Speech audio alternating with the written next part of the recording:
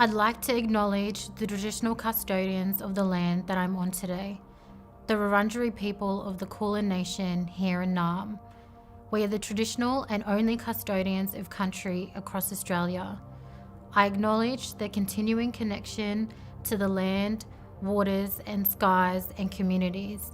Aboriginal and Torres Strait Islander peoples continue to maintain their wisdom and rich culture, the oldest continuous culture on the planet, despite having experienced genocide, dispossession and colonisation. I pay my respects to our elders past and present. Sovereignty has never been ceded. This land always was and always will be Aboriginal land. My name is Larisha Jerome and I'm a proud Jarowair, Wakka Wakka and Wulli Wulli woman with strong family ties to Southeast Queensland and was very lucky to grow up on Darug Country in New South Wales and have connection to their country. I have had the pleasure to be the project lead here at First Nations Foundation for the Indigenous Women's Financial Wellness Project, and ultimately my aim is to redress the economic injustice that not only Indigenous people face here in Australia, but as an Indigenous woman, and through my lived experiences working in financial capability, debt collection, financial hardship and financial abuse prevention. The definition of financial wellness is your overall financial holistic health. Financial wellness. Now, what does this have to do with financial self-care? Well, the essence of who we are as Black women is that we are nurturers, we are the backbone of our communities, and that's no doubt. One of my favourite quotes written by Taylor Gray is spirituality is Indigenous. We are the oldest continuing living culture in the whole entire world. Financial wellness is your overall holistic financial health. Mentally, you want to achieve financial wellness. Spiritually, you want financial contentment. And physically, you want financial freedom. To be able to live a comfortable life, to take care of yourselves and your families, and change the patterns within our families and take control of your financial future. Financial wholeness is a form of self-care, and let's not forget it. The time that you invest in your financial education and financial self-care will always carry more weight than any dollar value. This is the time to think about all your self-limiting beliefs, acknowledge them, recognize and release any negative beliefs about money. It's an Indigenous-led project with a platform for Aboriginal and Torres Strait Islander women to share our lived experiences is how we empower others. Let's make financial self-care a self-development commitment. I hope that through the work that you do, and even as individuals and as a collective and those that work with First Nations women, I just wanted to reiterate the last points that I made.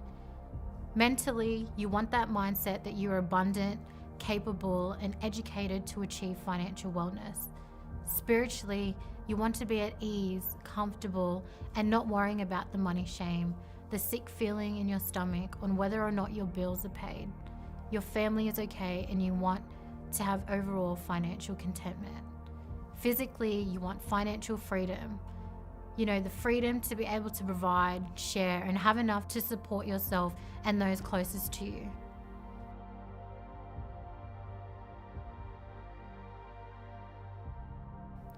Before we can move forward, we all need to understand our history, redress the economic injustice, and understand that we are now in the generation of people who are breaking intergenerational patterns of generations of systemic oppression.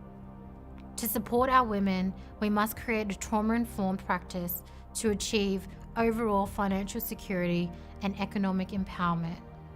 It takes time, it takes commitment, and consistency from all levels, and of course, it takes accountability from corporate and change in policies to best support Aboriginal and Torres Strait Islander peoples. Research that First Nations Foundation and the Centre of Social Impact did back in 2019, more than 50% of Indigenous people recognised that the barriers to accessing financial products and services were that 1, they did not know enough about financial products and services, and 2, they had money shame and were too proud to access these services. Luckily, these can be fixed, which is why First Nations Foundation exists, to educate, empower, and provide financial literacy education to fill that gap to create financial prosperity and overall intergenerational wealth. Aboriginal women here are 37 times more likely to be hospitalised than non-Aboriginal women for non-fatal family violence-related assaults. In the Northern Territory, the rate of hospitalisation is up to 86 times higher for Aboriginal women. In Central Australia, this figure is 95 times more likely for Aboriginal women, and this is only on statistics of reported incidences. As many of us know, domestic violence can also include social, spiritual, cultural, and economical abuse, and one-on-one fighting, abuse of Aboriginal community workers, and self-harm, injury, or suicide. Economic disadvantage, which includes unemployment, financial problems, poverty, and economic exclusion.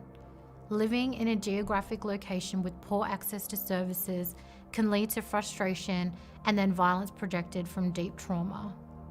Back in June 2020, First Nations Foundation created the Indigenous Women's Financial Wellness Strategy to address this need and provide an urgent response to the negative impacts of COVID-19.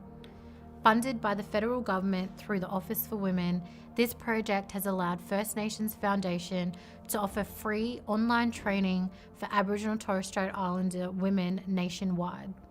We have also been able to build up a private online Facebook network to provide access to trusted financial information and support and facilitate connection between women over positive experiences with money, with over 1,000 members strong.